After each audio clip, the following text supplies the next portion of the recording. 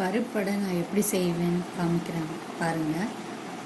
ஒரு பவுலில் பச்சரிசி 3/4 அழகு, புழுங்கரிசி அதாவது இட்லி அரிசி இருக்கு இல்லையா, அது ஒரு 1.25 அழகு, அப்புறம் ஒரு 1/2 அழகு கடலைப்பருப்பு, ஒரு 1/2 அழகு துவரம் பருப்பு. நான் இந்த 2 பருப்பு தான் போட்டிருக்கேன் இன்றைக்கி. அதோடு 7-8 காஞ்ச மிளகாய் போட்டு நல்லா கழுவி அது ஒரு 3 hours தண்ணி விட்டு ஊற வச்சிடணும்.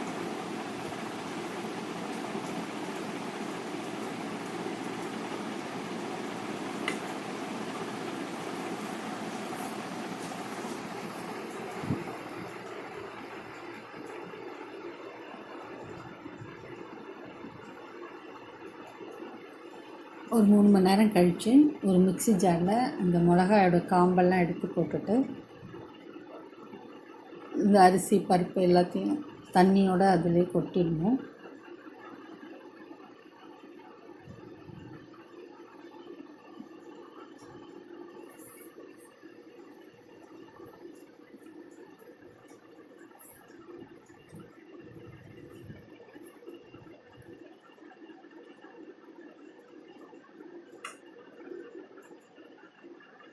இப்போ இதுக்கு தேவையான அளவு உப்பு போட்டுக்கணும்.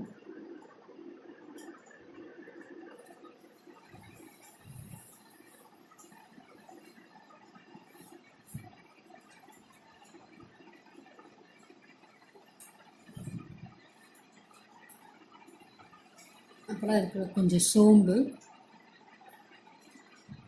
கொஞ்சம் சீரகம்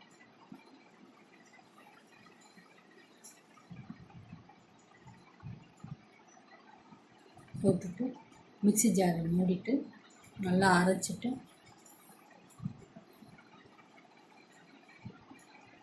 ஒரு பவுலில் ஊற்றிக்கணும். ஊற்றிட்டு அந்த மிக்ஸி ஜாரில் இருக்க தண்ணியை நல்லா கழுவி அதையும் அந்த பவுலில் ஊற்றிடணும்.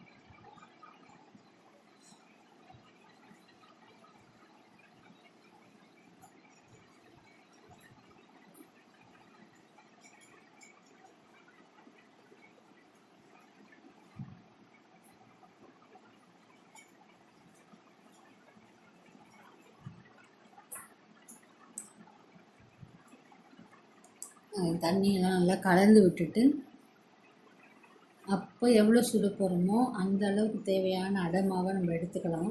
நான் இன்றைக்கி 4 அடை தான் சுட போகிறேங்கிறதுக்காக அதுக்கு தேவையான மாவை எடுத்துக்கிட்டேன்.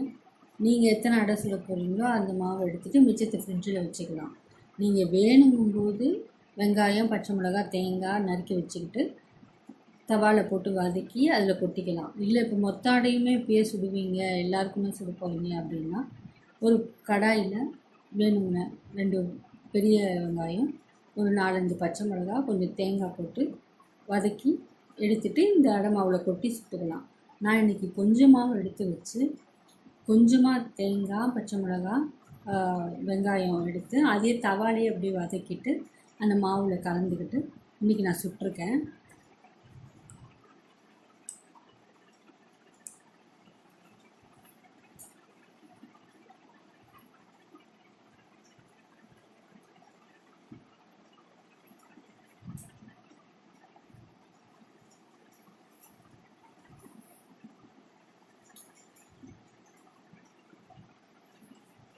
தவாவில் எண்ணெய் ஊற்றிட்டு அது மேலே இந்த அடை மாவு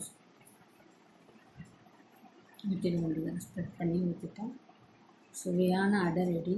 ஒரு சூடாக சாப்பிட்டு பாருங்கள், ரொம்ப நல்லாயிருக்கும்.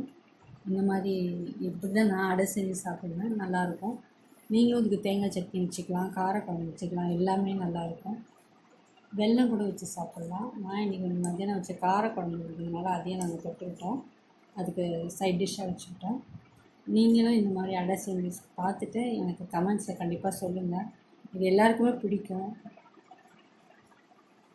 2 பருப்பு போட்டு செய்கிற அடை இது. இந்த ஸ்டைலில் செஞ்சு பாருங்கள், சீக்கிரமாகவும் செஞ்சிடலாம். இது மிக்சியில் அரைச்சிடலாம், அதனால் ரொம்ப நேரம் எடுக்காது, 5 minutesல அரைச்சிடலாம். அதுமாதிரி அடையும் ரொம்ப டேஸ்ட்டாக இருக்கும் தேங்காய்லாம் போடுறதுனால. இந்த அடை கண்டிப்பாக செஞ்சு பார்த்துட்டு எனக்கு எப்படி இருக்குன்னு சொல்லுங்கள். தேங்க்ஸ் ஃபார் வாட்சிங்.